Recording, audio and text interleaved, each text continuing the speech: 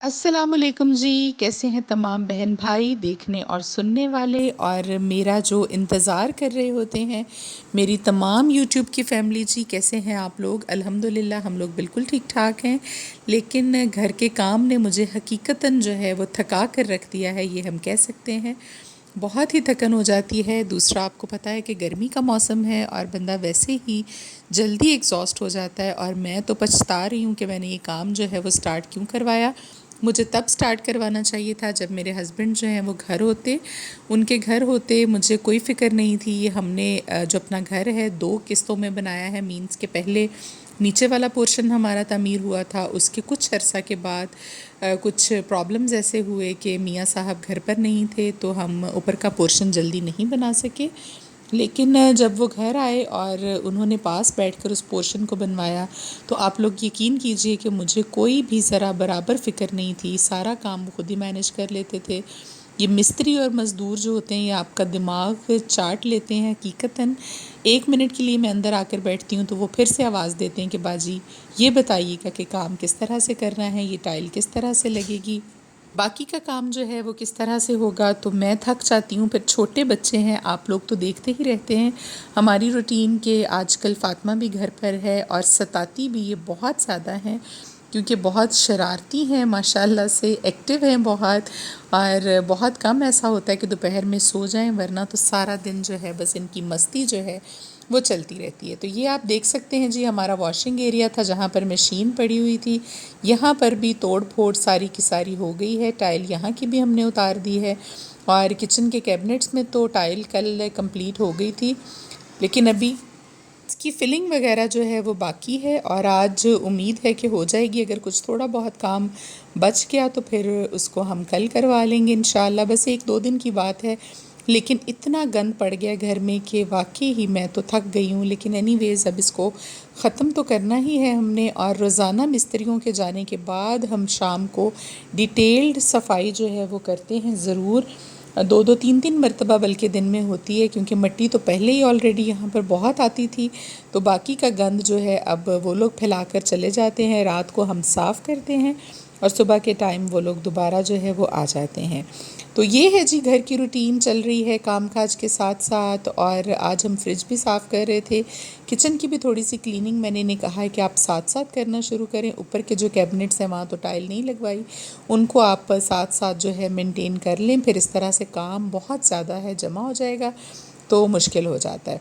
आज की वीडियो में आप ना सिर्फ देखेंगे हमारे घर की सुबह से शाम तक की रूटीन, बल्कि बहुत ही अच्छा और मुख्तसर सा वजीफ़ा आपको बताने वाली हूँ, जिसको पढ़ने के बाद अल्लाह ताला ने फ़रमाया है कि मैं ख़ुद अपने बंदे से मुखातिब होता हूँ। फ़रिश्तों को मैं साइड पर कर देता हूँ और ख़ुद अपने बंदे की बात का जवाब देता हूँ। जब वो मुझे इस तरह से पुकारता है तो मैं फिर अपने बंदे से कहता हूँ कि मांग मुझसे क्या मांगता है। और मेरी शान के ये अल्लाह ताला ने फ़रमाया है कि मेरी शान के ये बात खिलाफ़ है कि मैं अपने मांगने वाले को खाली हाथ लौटा दूं। मैंने पहले भी आप लोगों से कहा था कि हमारी दुआएं जो हैं अल्लाह की बारगाह में कभी भी रद्द नहीं होती। अल्लाह ताला बेहतर जानते हैं, हम दीवार की दूसरी तरफ नहीं देख सकते। अल्लाह ताला को आने वाली ज़िंदगी का भी पता होता है, आपके फ्यूचर का भी पता होता है, और हर चीज़ से अल्लाह ताला बेशक वाकिफ़ हैं। बाज़ दफ़ा ये होता है कि आपकी दुआ को अल्लाह किसी अच्छे वक्त के लिए, आपके लिए जो अच्छा वक्त हो उसके लिए रख देते हैं और उस वक्त पर जाकर आपको वो चीज़ अता हो जाती है। बाज़ दफ़ा ऐसा होता है कि उसमें कोई मसलहत होती है, हम शर को भी अपने लिए इस तरह से मांग रहे होते हैं कि जैसे वो खैर हो।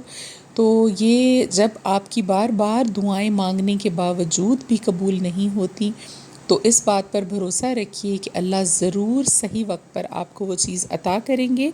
और अगर किसी वजह से आपको अता नहीं करते वो चीज़, तो उसका बेहतर नेमुल बदल आपको अता कर देंगे। अगर ऐसा भी कुछ नहीं होता तो वो दुआएं तमाम की तमाम आप लोगों की अल्लाह की बारगाह में जमा हो जाएंगी। और जब क़यामत के दिन हमारा हिसाब किताब होगा तो हमारे पलड़े में नेकियां कम होंगी, गुनाह ज़्यादा हो जाएंगे। तो कहते हैं कि एक पोटली है वो आकर आपके पलड़े में रखी जाएगी और इंसान पूछेगा इस तरफ का वज़न जो है नेकियों की साइड का इस छोटी सी पोटली से इतना ज़्यादा कैसे हो गया। اور گناہوں کا وزن جو ہے وہ کم ہو گیا، تو تب اللہ تعالیٰ ارشاد فرمائیں گے کہ یہ وہ دعائیں ہیں آپ کی جو دنیا میں نے قبول نہیں کی تھیں، یہ میرے پاس آپ کی امانت تھیں، آج اس کا صلہ آپ کو اس طرح سے مل رہا ہے۔ اور یہ بھی فرمایا ہے نبی صلی اللہ علیہ وآلہ وسلم نے بارہا حدیث مبارکہ میں کہ انسان خواہش کرے گا اس وقت کہ دنیا میں میری کوئی بھی دعا کبھی قبول نہ ہوئی ہوتی، اور آج مجھے اس کا صلہ اس طرح سے ملتا کہ میری نیکیوں کا پلڑا جو ہے وہ بھاری ہو گیا اور اللہ نے میری بخشش جو ہے وہ کر دی۔ تو اس لیے دعا آپ ہر نماز کے بعد ڈیٹیل سے مانگا کریں، اللہ کا شکر ادا کیا کریں کہ وہ 5 وقت آپ کو توفیق دیتا ہے کہ آپ اس کے سامنے ہاتھ پھیلا سکیں، مانگ سکیں، دعا کر سکیں۔ کبھی تو ایسا وقت آئے گا کہ انشاءاللہ ہماری دعائیں اپنے رب کی بارگاہ میں مقبول ہوں گی اور ہماری دلی مرادیں جو ہیں انشاءاللہ پوری ہوں گی، آمین ثم آمین۔ تو ہم چلتے ہیں جی اپنے اس وظیفے کی طرف۔ بہت ہی چھوٹا اور مختصر وظیفہ ہے، آپ کو سٹارٹ میں بتایا۔ کرنا آپ نے یہ ہے کہ آپ نے روزانہ جب بھی 3 دن کے لیے تو آپ لازمی یہ کریں، کسی خاص مقصد کے لیے کرنا چاہتے ہیں تو 1 دن بھی کافی ہے، لیکن میری یہ سجیشن ہے آپ لوگوں کو کہ 3 دن جو ہے وہ ضرور کیجئے۔ تو کرنا یہ ہے، آپ نے کسی بھی فرض نماز کے بعد آپ جب اپنی نماز کو مکمل کر چکیں اور سلام پھیر لیں تو اس کے بعد آپ نے دوبارہ سے اسی طرح قبلہ رخ ہو کر اسی جائے نماز پر اپنا سر سجدے میں لے جانا ہے، اللہ کے حضور آپ نے سجدہ کرنا ہے، اور پہلے آپ نے 3 مرتبہ پڑھنا ہے جی اللہ اکبر، اللہ اکبر، اللہ اکبر، اور اس کے بعد آپ نے 33 مرتبہ پڑھنا ہے یا ارحم الراحمین، یا ارحم الراحمین، یا ارحم الراحمین۔ یہ اللہ تعالیٰ کا صفاتی نام ہے اور اس کا مطلب ہی ہے اے سب سے زیادہ مہربانی کرنے والے، رحم کرنے والے، رحیم اور رحمان۔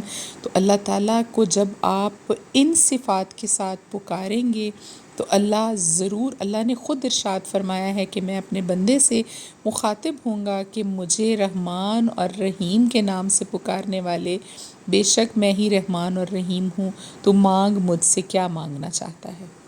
یہ آپ لوگ وہ نام جو ہے اپنی اسکرین پر بھی دیکھ سکتے ہیں، لیکن پہلے آپ نے 3 مرتبہ پڑھنا ہے جی اللہ اکبر سجدے میں جاتے ساتھ ہی، اور اس کے بعد 33 مرتبہ آپ پڑھیں گے یا ارحم الراحمین، یا ارحم الراحمین، یا ارحم الراحمین، اے سب سے زیادہ رحم کرنے والے، رحیم اور رحمان۔ یہ اللہ تعالیٰ کی صفات آپ بیان کریں گے، اور جب آپ اللہ تعالیٰ کو پکارتے ہیں اس نام سے تو بہت سی جگہوں پر یہ ارشاد نبوی صلی اللہ علیہ وآلہ وسلم بھی ہے، اور اللہ تعالیٰ نے خود بھی ارشاد فرمایا کہ میں اپنے بندے کی دعا کو خود سنتا ہوں براہ راست، اور اس کی دعا کو جب وہ مجھ سے مانگتا ہے تو میں خود اس کا جواب دیتا ہوں۔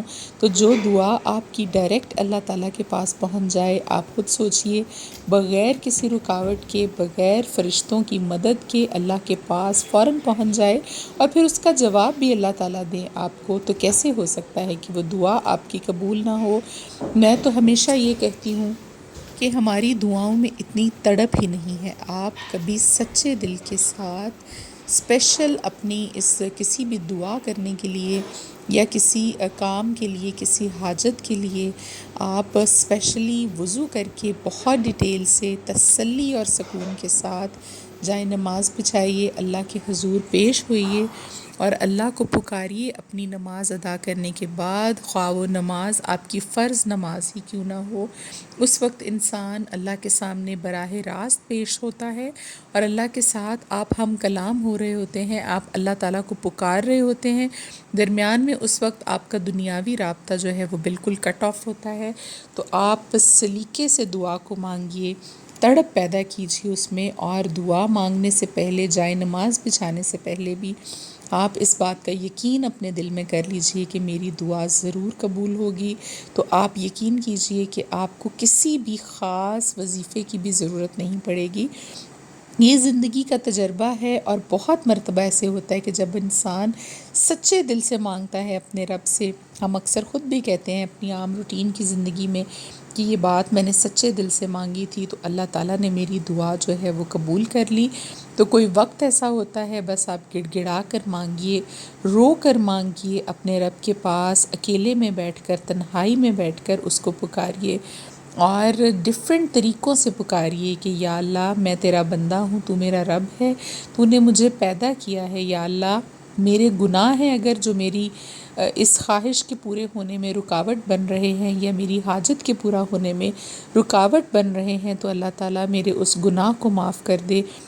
بے شک تیری رحمت جو ہے وہ ہمارے گناہوں سے بہت بڑی ہے، اور تو سب سے بڑا ہے اللہ، معاف کرنے والا ہے، میرے گناہوں کو بھی معاف فرما دے، میں گنہگار، میں جیسا بھی ہوں اللہ میں تیرا بندہ ہوں، تو نے مجھے پیدا کیا ہے، میں تیرا ماننے والا ہوں، تیرا نبی جو آپ نے ہماری طرف اللہ بھیجا میں نے اس پر بھی ایمان میں لے کر آیا، تیری کتابوں پر ایمان لے کر آیا، تیرے فرشتوں پر ایمان لے کر آیا، اللہ تیرے کہی ہوئی ہر بات پر میں ایمان لایا۔ تو اس کا صدقہ کر کے ہی میری دعا کو قبول کر لیجئے، اور آپ اللہ تعالیٰ کو ڈفرینٹ اس طرح سے پکاریے، رو گڑ گڑا کر پکاریے، انشاءاللہ کوئی نہ کوئی وقت ایسا ضرور ہوگا جو قبولیت کی گھڑی ہوتی ہے، اور اللہ کو آپ کی کوئی ادا پسند آ جائے۔ اور ایک چیز اور آپ کے ساتھ آج میں ڈسکس کرنا چاہوں گی کہ ہم نے ایک بچپن میں سٹوری پڑھی تھی، آپ لوگوں کو شاید یاد ہو، آپ میں سے بھی کافی سارے لوگوں نے پڑھی ہو، جس میں ایک غار میں 3 دوست جو ہیں وہ پھنس جاتے ہیں، اور اوپر سے پتھر گر جاتا ہے، اور وہ کہتے ہیں کہ اللہ میری فلاں نیکی اگر تجھے کبھی پسند آئی ہو جو میں نے خالصتاً تیرے لیے کی تھی، تو میری مشکل کو آسان کر اور اس پتھر کو ہٹا دے۔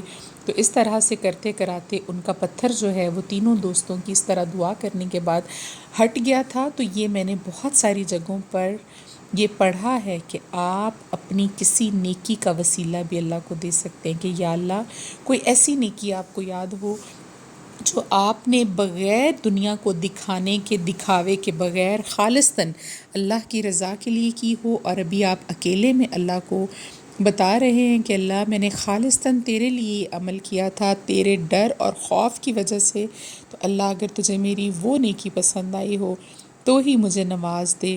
اس طرح آپ اللہ کو جس طرح سے مرضی اپنے رب کے ساتھ بات کریں، وہ کوئی انسان نہیں، کوئی دنیا کے بادشاہ نہیں، کوئی آپ کا شریک نہیں، کوئی آپ کا رشتہ دار نہیں جو آپ کو کل کو طعنہ دے گا کہ تم نے میرے سامنے اپنی اس مجبوری کو بیان کیا تھا تو میں نے تجھے نوازا تھا۔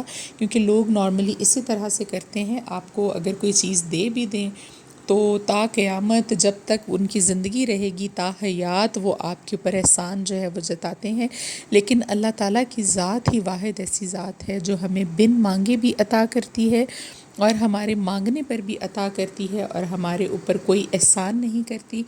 اور ہمیں دیکھیے گناہوں کے باوجود روزانہ اللہ تعالیٰ رزق بھی دیتے ہیں، ہماری بات کو، ہماری فریاد کو سنتے بھی ہیں، کافروں کو بھی رزق عطا کرتے ہیں، ان کی بات کو بھی سنتے ہیں، خواہ انہوں نے کوئی بت بنایا ہوا ہے، اللہ کے نام پر کوئی کسی چیز کی پوجا کرتا ہے، لیکن جب وہ اپنے رب کو پکارتے ہیں تو اللہ ان کی دعاؤں کو بھی قبول فرماتے ہیں۔ تو آپ لوگ تو پھر جو ہے وہ مسلمان ہیں، اور ہمیں اس بات پر فخر ہونا چاہیے کہ ہم مسلمان ہیں۔ تو یہ آپ کو وظیفہ میں نے بتا دیا، آپ اللہ کو ضرور اس طرح سے پکاریے گا، انشاءاللہ اللہ آپ کی بات کا جواب دیں گے، اور آپ کی دعاؤں کو ضرور اپنی بارگاہ میں قبول کریں گے۔ آج کی ویڈیو کو یہیں پر ختم کرتے ہیں۔ ویڈیو اچھی لگی ہو تو چینل کو سبسکرائب کیجیے گا، اپنا خیال رکھیے، اللہ حافظ۔